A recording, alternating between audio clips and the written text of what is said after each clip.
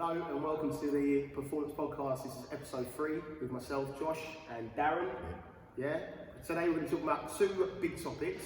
So number 1, what a lot of people suffer with is why your kind of metabolism slows down a little bit. Maybe your progress in a physique standpoint slows down when you hit maybe a certain age and it can start to tail off a little bit. And also the second point is how you're going to juggle, when we say juggle, we'll talk about that in a second, being fit, keeping healthy, and also staying on top of your nutrition when you may have a busy life, you may have kids, obviously a job, and them sort of areas. Yeah, so start with number 1. I'll let you take that away.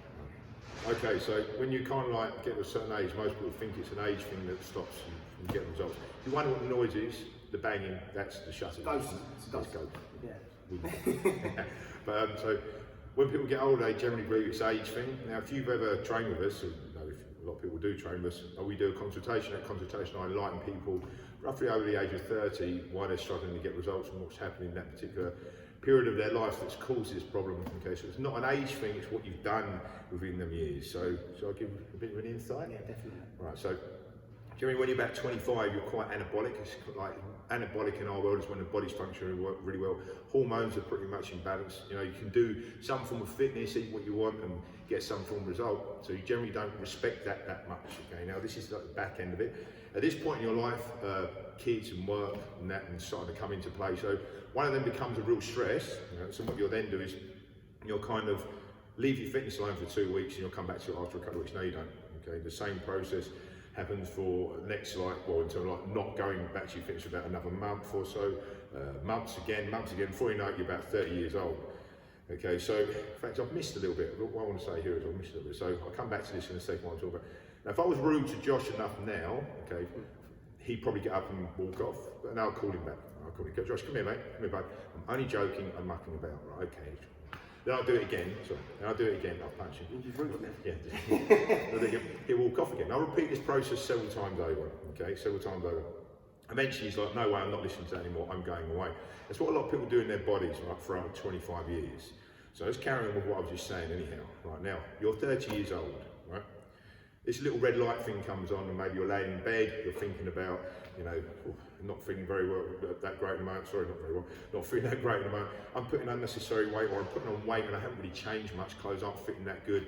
I'm feeling a little bit out of tilt, things are stressing me out a little bit, right, okay, I better go back on my health kick. So you clean things up, new nutrition, new training, go back to what you've done when you were 25, get some form of result. Again, it's a bit harder to achieve and to sustain this time, always have trouble saying that word.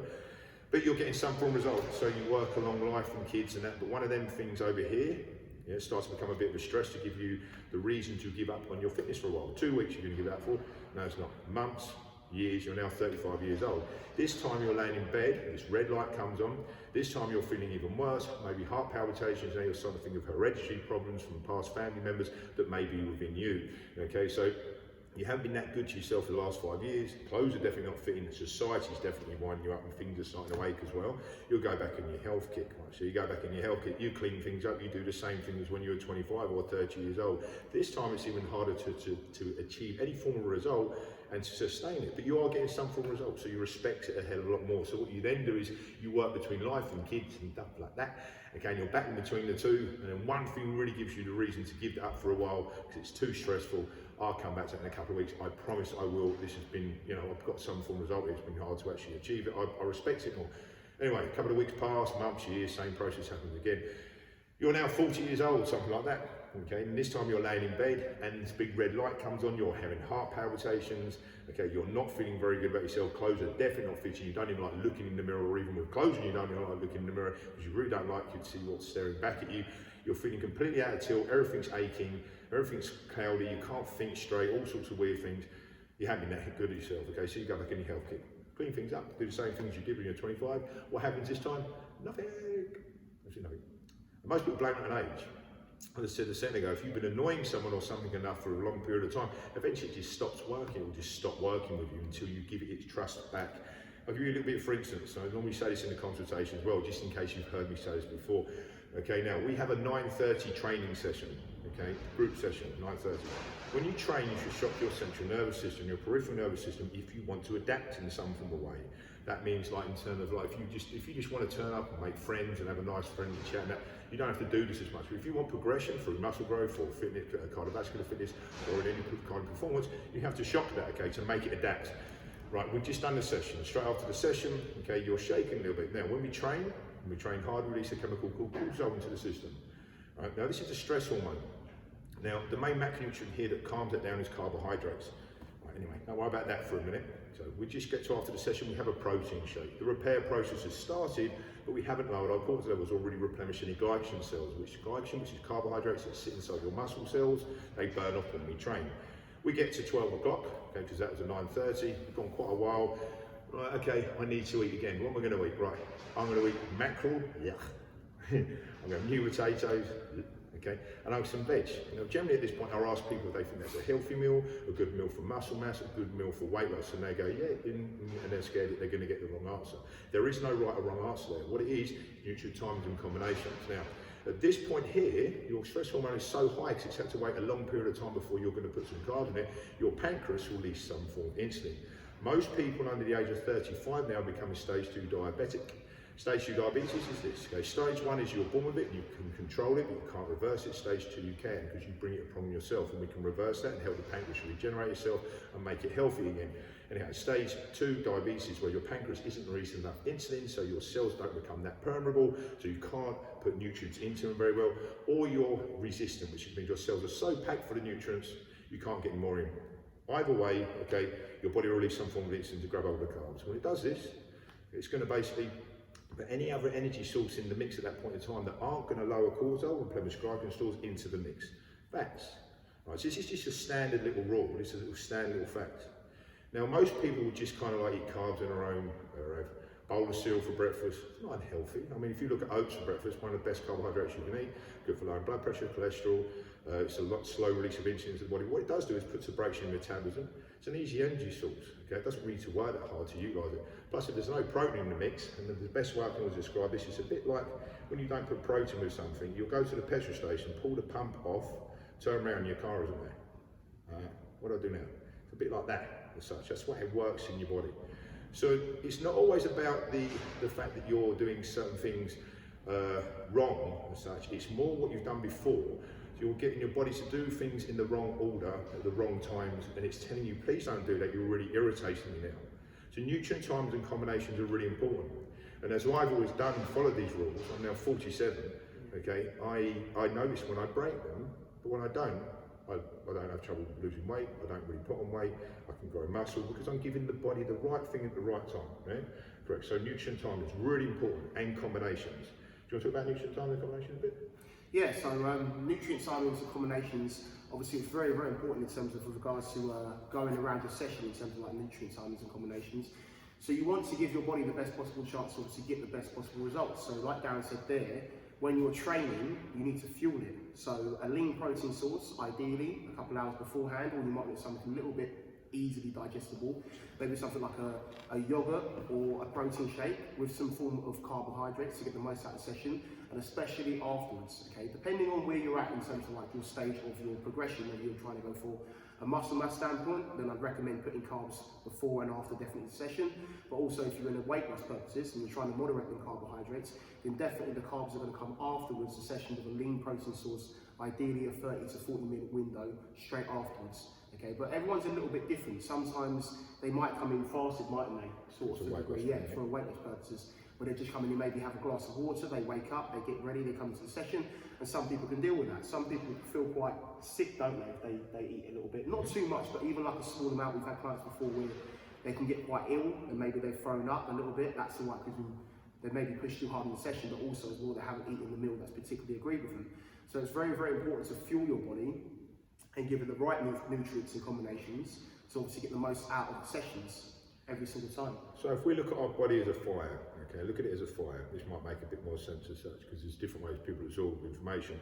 Okay, so if I'm in a weight loss mode, right, I get up in the morning and I put the wrong fuel on the fire, it goes out, it doesn't really start, it smoulders.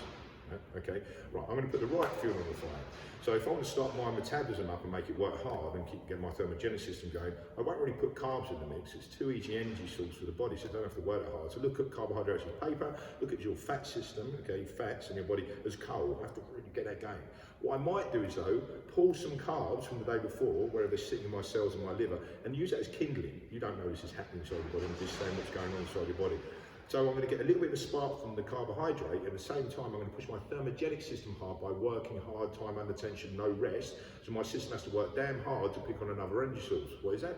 Fat cells. And it's the same thing if you're not even training. If you're not training, sorry, I get up in the morning and I'm just going to go proteins and fats, okay? Those two things, helps your neurotransmitters fire faster, okay? Helps you think more, doesn't slow the system down. And second, it's a harder energy source, so the metabolism has to work hard to actually tap into that. So your metabolism's higher. Right, so you've got to think about in terms of when you're going to be, what phase you're in and what your body actually requires. Now, what do we use carbs for? We use carbs for muscle pumps, glycogen, energy, replenishing glycogen stores, which we burn from the muscle for, and also lowering cortisol levels. Good. When's the best time to put that? After a workout. Why? Because all of them are depleted and your cortisol levels are high, so your carbohydrate system will be depleted and looking to restore it, so the body will be looking for it at that point, and also your cortisol levels of your stress hormone will be high and you'll be looking to lower it. So lean protein, whey protein, fast absorbing protein with a fast absorbing carbohydrate such as glucose or bananas, like yellow or brown bananas, okay, and there's full of potassium in there as well, so that pulls all the nutrients and pulls water out of the system, pushes it into the muscle and pushes nutrients into the muscle, okay, but not fats. Why not fats? Because the body isn't requiring it at that point. So there's a combination there, proteins and carbs, and there's a timing thing there after the workout. That's the best place to put it. If I'm in a weight loss mode, okay, I might push that a little bit. So I might not have any carbs after the session. I might just go protein and keep my cortisol levels high and keep the body looking for carbs. So my pancreas is now ready to fire. My thermogenic system is still working harder, so that means my metabolism is still working. Right, and I need to control that at some point, otherwise the body will naturally slow down because it doesn't like this out of control effect, nor does anyone else. But if you're in a car with someone, they put their foot down and they're not slowing down, you feel out of control. It's the same in the body, it's just the law. So we need to calm that. Okay? So about maybe an hour and a half after I've had my recovery protein shake, then I put my carbs in with a lean protein under 5% fat. What happens then is the pancreas releases insulin, opens up all the cells, calms the cortisol levels, okay? So especially if it's an evening session, it's a good thing to do, because if you don't, you'll go to bed wired, your neurotransmitters will be going mad, your residual activation system will be doing the same, your flight part of your brain will be absolutely doing this as such. You'll sleep with one eye open, which means you can't release any melatonin from your pineal gland, so you don't sleep very well. Sleep's super important. We're not talking about sleep too much at the moment, okay? So if you can't sleep properly, you're not going to grow, you're not going to lose weight, you're not going to feel great. And all that stuff. Sleep's everything. Sleep's everything. Yeah, it's a big part of what we do. So you need to understand carbs aren't evil, you need to know where to put them. And this is all about nutrient timings and combinations, okay? So it's not about your age. It's what you've done in them years, and you can reset this by giving the body back what it wants when it wants it. As simple as that. So everything has a job. Everything has not just nutrition. Everything. Like I'm trying to think of something. Link it to the manager. Yeah. So petrol. Petrol's good for running your car. Fat's good for keeping the engine moving around. And it's the same in our body. Okay, so you have to know when to put. If I put too much petrol in my car years ago, it would just spill out. Now they've got like a thing that stops it from coming out. I'm not too sure what it's called. I think it does. Well, I don't top mine to the top of it. But otherwise, if it used to just pour out. And that's the same as your muscle. Like, that's too much, and it just spills over the top. I have no need for it. It makes a mess on the floor, just like it does in your body. It puts on unnecessary weight. So also, knowing how much to put in is very, very important. But even still, the nutrient timings and combinations are really important. So if I went to my session in terms of just on fats alone, not a great thing to do if I want muscle mass. I want glycogen muscle, I want carbohydrates. They help grow muscle. Carbon in the muscle helps it grow. Fat, intramuscular fat does grow as well, but we work better with carbohydrates. We do grow a little bit from carbohydrates. If I'm going to put carbs at breakfast and then go and train in the evening on just protein, it's real defunct. Okay, so basically, especially if it's just it's not correct. So i.e. the body will look for carbs for certain reasons, not real any reason to put carbs at breakfast. Why would I need them there? I want to get up, I want to be five, I don't want to be awake. So keep your thermogenic system working harder. So nutrient timings at breakfast would be something like proteins and fats. I always work out on carbs, but I always work out in the morning. On my one day off, I don't train, I just go proteins and fats for breakfast. I don't require carbohydrates. So don't be thinking that, you know, like if I do a consultation, I ask people what they eat. I can generally get, oh, what do you have for breakfast? Bowl of cereal. What do you have for lunch? Jacket potato with beans on, blah blah, carbs and carbs and carbs and carbs and carbs and carbs and carbs. No. For thousands of years we've been designed to eat protein and fats, but for 1,000 years we ate carbohydrates as well. And when do we eat carbs? Generally after a hard day's work, and we were more mechanically using our body back then, and we were more active back then. So i.e. we deserve the carbs. You sit at a desk most day, people do. Most people sit at a desk and go to the toilet and go back to the desk again. Why do you think you need carbs? Because they're nice, because they make you feel good, it tastes nice. Leave them alone unless the body requires it. Okay, and if you're not too sure about that, your body will sometimes send you signals. What sort of signals it send you when it wants carbs? When you're shaky, pretty much. When you're shaky, when your glycogen cells are quite low. It's like I always say this because we can relate this to it. I said this the other day in the other episode. Say for example when you're young and you've done like cross country, that sort of thing. If you feel quite physically fatigued, quite shaky, quite tired, that sort of thing, quite jittery, a good signal inside that we always do a session, just simply putting your hand out and seeing whether it's shaking quite aggressively. Yeah, of course. Stress hormone, okay, and your adrenal gland's gone mad. So you need to calm that a little bit, because if you don't, your body feels like it's out of control. Okay, also you would have burnt some form of glycogen if you push your body to that sort of state. Whether it's cardiovascular based or weight training based, you'll still burn glycogen cells. You'll burn more glycogen cells, carbohydrate, in terms of your weight training. You will do cardiovascular, you just will, because of the way that works. But even still, you will burn some form of glycogen if you're doing cardiovascular. So you have to listen to the body when it asks for it. So all of a sudden, Darren's saying eat protein and carbs around workouts, and so Josh saying the same thing. But I get a bit in the day, about 12 o'clock, I get really spaced out, I get really shaky, and I feel horrible, go clammy. Your body's asking for the same. Give it to it, okay? Give it a little bit of carbohydrate, complex carbs. The complex carbs are more slow burning, i.e. like oats, potatoes, rice. Doesn't matter if it's white or brown rice, as long as you mix it with protein. We'll talk about its molecular structure, but anyway, something like that. So i.e. just give it what it wants. When you're eating bad nutrients, bad macronutrients, it will send you the wrong signals. So honestly, a lot of people don't realise how important nutrient timing and combinations are, because it's just a simple law that there's a reason to have something, and when it's deserved and when it's required, it needs to be given. And that's with everything. It's like I'm trying to relate to stuff and other things as well. It works with everything. It just works. It works in our body. It asks for certain things at certain times, and that's the reason why we just look at nutrient combination time. Don't look at calories. Don't ever look at calories. You'll waste your time with calories and such. We should be in a deficit when we're losing weight. If you put yourself in a deficit and give your body the right nutrient timings and combinations, you're in a right winning place. Okay, so don't think like it's all about Weight Watchers, point system, that load of crap. Leave it alone. They should be completely and utterly prosecuted. Slimming World should be, you know, we'll probably get the video banned now. Otherwise, they shouldn't be allowed to do them things. They're cons. They're cons. It's part of our genetic makeup in terms of losing weight in some way. Put in the box. You've heard me say this before. Put a big red bow around it. Push it in front of a massive advertising budget, and then endorsed by someone famous. Unless you've got a time machine as well, you're not going to be able to kind of like go back to them years that you've done before you were say 20 and get them years back. But what you can do is, like Darren just said, it starts to kind of like reverse that stage a little bit by treating your body correctly, by giving it the right amount of correct nutrients and training and stuff like that, principles. So don't start to kind of like resent it and start to like stress about it too much. But also the people that you've got around you, in terms of like your friends, your family, and your sons or daughters, whoever it may be, start to teach them these principles. Start to nail it into them early. Otherwise, by the time when they start to grow up, they're going to be in a really bad place. And you see it now all the time with this generation. I know it's kind of my generation to a degree, but it's not good, is it? It's not good. It's not good. I was saying, yeah, something about when I was older. I'm feeling old now. I'm 47. Yeah. So that's a really good point. So we get asked a lot in the consultations or in the session, are my kids okay to eat what I'm eating? What do they eat? Yeah. Oh, pizzas, fish, fish meat. Yes, give them what you're eating. it's what your body's designed to eat. It's perfectly fine to do that. It's good proteins, carbs and fats at the right time. Okay, watch what happens so that they won't put on weight. The system will munch it up. There's nothing wrong with eating proteins and carbs together. Protein, carbs and fats together when the body's in a calm state. It's good to do it because it's designed to do it, eat protein, fats and carbs. Give your body an easy ride at first, so if you're struggling to get things going again. So don't let it multitask. Split the protein and carbs away from the fats. Hopefully it's making a bit of sense, and put them in the right place. We just talked about, if you're not sure, go over the video again, and put the protein and the fats together in the right place, and the body doesn't have to multitask as much. Okay, it doesn't have to think about, hang on, I've got this job to do at the moment, why have I got you in the mix? I don't want that at the moment, I don't require that at the moment. Go over there, go in the stores, it'll do that with carbs and fats. Protein should always be in the mix. So that's simple, okay? So It's not, you know, training's important as well. If you're just cruising and doing the same old stuff and you're just going to do 45 minutes on the treadmill every single day, the body will guess for that. Guessing in the body is very good, clever, learning a bit of kit. So you should be doing different stuff in the sessions, but this is more about nutrition based at the moment. But with training, make it different every time. Don't let the body guess, keep it guessing. With nutrition, it likes to know what it's getting, when it's getting it, and it likes that. With training, it doesn't. It likes the adverse. It doesn't know. It likes to progress. It likes. If you want to get good at something, He got there in the end. if you want to get really good at something, repeat it.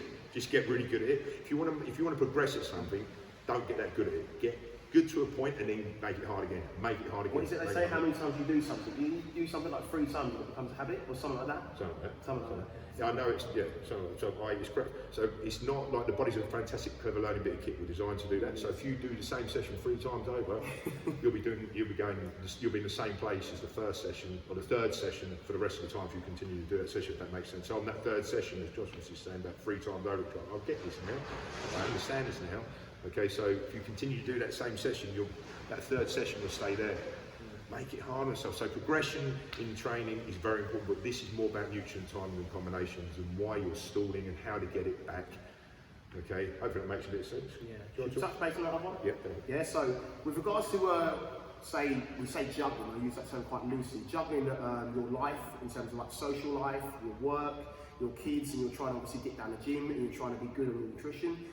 People start to kind of overcomplicate it a little bit too much. So, like Darren was saying previously, we were talking about before, we all have the same 24 hours in the day. Now let's just say we sleep 7 hours of the day, okay, so that 7 hours is already gone. Then let's just say you go to bed at 10, so then that's 9 hours of the time gone. You work for 8 hours, so that's 17 hours. You've then got an extra, another 7 hours. Now I guarantee for like 2 to 3 hours of that day, you're probably not going to be doing anything. I mean, we all do it from time to time. That was pretty clever. Quick maths, there you go.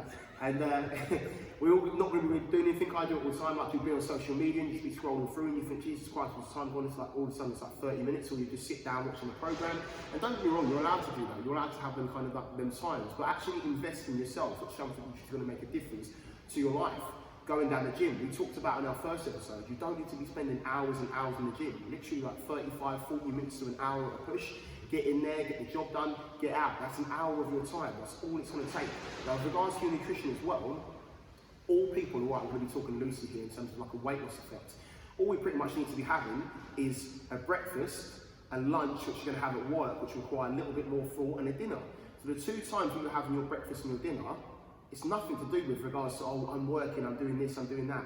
You should be having time to have a breakfast where you're sitting down and making a bit of time for yourself, and also a little bit of time you're having a dinner and you sit down with the family and you make a bit of time for yourself. That lunchtime meal ideally should be coming from a batch cook person, what I think at the weekend, as opposed to going out and spending money on a meal deal which costs about £3.50, £4 now, which is ridiculous. So all you're doing is really, you're taking your time to do a breakfast, which isn't going to take very long, you're cooking a dinner anyway, and you're batch cooking a a lunchtime meal, which you should be doing on the weekend. Say you do it for 5 lots, so you can have it through that Monday to Friday week. That's all it takes, and a couple of snacks in between.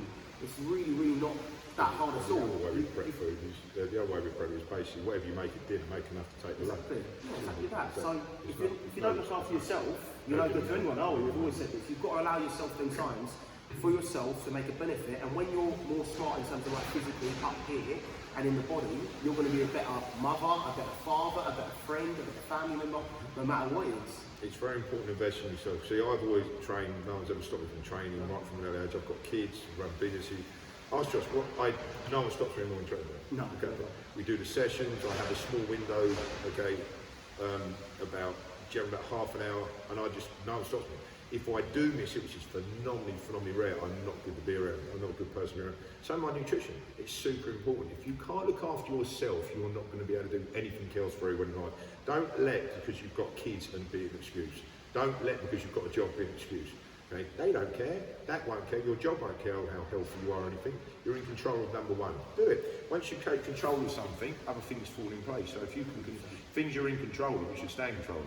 Right? And things you can't control, you have to deal with. I always say this, right? But if you can't do the things you're actually in control of, if you can't do them, good luck dealing with the stuff you can't deal with, that you can't control, You won't be able to deal with that at all. You just can't. Looking after number one is not selfish. You should just find time. And it's rubbish when someone says, I don't have time. What the real reason is either they can't be bothered or they're not too sure how to do it, which is fine to a point. I wouldn't want to go and do something and waste my time and injure myself, but I'm saying that as such, you know, I'm a bit of a creature of someone that when I want to do something, I study, I work at it, I study, I work it, I study, I work it until I get it. A lot of times you don't have to do that, okay? So when my car breaks down, I take it to a professional. Okay, if you want to learn something, find a mentor. It's raining. Really raining. Really raining if you can hear it. Okay, so if you're not sure about something, find someone that knows their stuff. Copy what they do or listen to their advice, twist it to your own personal preference or whatever, and likes and needs and requirements. And that's that. It's that simple. Not everyone's expert in fitness, but you should be looking after yourself. You sit at a desk all day, we're not genetically designed to do that. So at least at some point that day you should get up, work out, and that's your daily activities. That's what primeval state is. That's what you should be doing through your thousands of years of evolution. We should be active. Even kings and queens were quite active. They done sports and stuff. You know, they were lazy most of the time, but they done. You know, Beheading. Yeah, beheading for fun. But in terms of most people, they got up and they worked. They cleaned the house. They didn't sit at desks. People try to justify why they're not doing X, Y, and Z straight away by going, oh, I've got this, I've got that, I've got this. You only really need to train, depending on obviously how hard you train and how intensive, which you should be, 2 to 4 times a week to be optimal. Any more than that, great. But with regards to the nutrition, like Darren said there, you batch cook enough to make yourself enough of a meal, and that's going to take, what, an hour, if that? So you're training, we don't expect you to train every single day of the week, so it's 2 to 4 times a week, being consistent in nutrition, yeah, unless you're Darren. Breakfast, you have by yourself, you make it a little bit more time, you get up earlier. Dinner, you're sitting down with the family anyway, and then also, obviously lunch, which you're batch cooking anyway. So, I mean, if you want to walk that down more, keep it simple. When you're making your dinner, make your breakfast, put your breakfast in the fridge and make enough at dinner to take the lunch, and you repeat that process, you're essentially only having making one meal a day. And the other two are snacks, pretty much simple, eat if this is weight loss or such, if you're muscle mass, you'd have to have a bit more protein in places and stuff. But other than that, you know, it's kind of, the other ones are snacks, stepping stone meals. If you don't put enough fuel on the fire at the right time, it goes out, so don't need long period of time without eating, but the right fuel. Put the wrong fuel on, it goes out. The right fuel, it stays alight, and it just keeps burning more and more and more. So it's always an excuse for people, as Josh said, people like to make excuses to make them feel better about not doing it. I'm going to say crap, I'm allowed to say crap? I'm going to say crap. It's absolute crap. you said it now. It's absolute rubbish. Okay, if I can do it, anyone else can do it. If Josh can do it, anyone can do it. Just because we're in the fitness world and we train in the gym and stuff and we work in the gym, our lives are equally busy. So you know, I still have to find, I can't just stop what I'm doing and just work it. I have to find time to do these things. Okay, so it's a case of that's no different from you. I have the luxury of knowing what I'm doing, but only a luxury because I've done it all my life. I've had to learn. I work it out. I've listened to people. I've found people that do it. I listen to what they say. They are mentors. It's as simple as that. So personal trainers, if as long as you get a good one, don't get one out of personal training college. Okay, get one that's been taught by someone that, like Josh, okay, but even taught by someone that knows what they're doing, been taught by someone else that knows what they're doing, you know, and studies it and loves it and is passionate about it. You don't have to be as passionate about fitness either as us as such. You just have to do what your body's designed to do every day in terms of keep the bloody thing moving and just work out and release endorphins and feel satisfied. If I don't work out, I feel crap, and that's my primeval state saying, come on, we should be doing something. We should be going out getting our food. You should be doing that. Why aren't you doing that? Come on, we're going to die if not. We always have to do that. Clients, how much of a buzz is it after a session when they're done? They just love it. They love it, don't they? And they go off and do their day, they can sit at their desk, they can go drive cars. It makes no difference then, okay, because they've done their activity. What we do in the gym is kind of like compiling what you should be doing in the week as such. But we go to another level, we make you grow more muscle, make you lose more weight as such, and we adapt it to your particular phase, weight loss, muscle growth, maintaining whatever. Okay, so it's not, that might sound a bit complicated, but it's a case of there is no excuse basically. Okay, fail to prepare to fail with food, and it's the same with finding time in the day to actually go and do something. Everyone's got the same amount of stress. It's a very stressful society we live in. Don't use it as an excuse or your life will be even more stressful. Put it that way. Social life, you can still go out, you can still be a great parent, you can still work. You'll be a better parent. Still do all that like I was saying. Because you'll feel clear of mind, you'll feel comfortable, you're okay. Rather than think, I'm not looking after, I'm putting on weight, sorry, I'm feeling uncomfortable. So, but I must look after son so he's got his little play today, or she's got a mate. I won't come to the gym though because he's not feeling, but it's rubbish. It's rubbish, it's just excuses. And you might disagree with me. I can say that, I can preach it because I've got kids and I've lived the same life and I've just found ways round it. And it's important to me. So don't think there's an excuse. All right, if you just smashed your car up and you're laying in a ditch, that's an excuse. But otherwise, it's okay. You know, there are exceptions to the rule, but generally you should be able to find a way. You should be able to find a way. We let people bring their kids into the gym and sit on the sofa. You know, there will be times when it's going to be tough to get to the gym, but I can't think of a time where I can't. But again, like we said, you don't expect to work out 7 days a week. So if you know, you should know really, all right, some things come up with. Twice a week. Yeah, exactly. Like let's just say 3 times, bang, slap in the middle of what we were just saying. You know you can't go to the gym on the Thursday, you don't usually on the Monday, so I'll go to on the Monday instead of the Thursday. There are sometimes some things where you know you get the call and you rush off your feet, you've got to go answer it, you've got to go deal with it. That's understandable. All right, you don't go that day, you've still been good at your nutrition, so it doesn't matter so much. And you go the next day, you're also going to go the next day. So you just make up for it. Yeah, there's that thing where you can do that a few times, as Josh said, but never make that a habit of, I'll leave it to the next day. Yeah. Don't do it on a repetitive basis, otherwise that becomes a habit. We're ritualistic people, human beings. When you do one thing, it will stay as a habit generally. So make getting up, doing your breakfast, the day before, a habit. Going to the gym, a habit. If you can get up and brush your teeth, comb your hair, and whatever you do in the morning, you can get up and do some breakfast. If you can find time to go and watch the EastEnders or whatever, you could go to the gym. You could just compile a little gym in your bedroom or whatever, okay? There's no excuse. When I've been to places abroad and there hasn't been gyms, I make my own gym in my room. There's no excuse, it's simple. I just simple body weight stuff and body resistance on muscles makes it grow, okay? Time under tension makes it grow, so I slow the reps down and I get down and sit on my back, which is pretty damn heavy. Sorry, man. I take chin-up bars. You don't have to do this, okay? But I use suitcases and load up with water bottle. Whatever it takes for me, okay? So maybe I'm a bit more extreme than others. I'm not expecting you to do that, but I'm asking twice a week. That's all you need. That's all you need to do to keep fit and healthy to the point. Push hard, get your nutrition right, and that's that. So there really isn't an excuse. It's just it should be part of your day. Like anything else, you can make part of your day. If you can find time to go fish and chip shop, don't do that. Drive to the gym instead, or come in. Get it in, no excuses. That's it. That's episode 3 done, guys. So again, like you've been doing, we appreciate all the support. Like, subscribe, share the video, subscribe to Darren's channels and links in my channels and links in them. Yeah. Share it. Share it. We'll see you next week. We'll leave your comments as well. Click the subscribe button. See you later. Bye. Bye.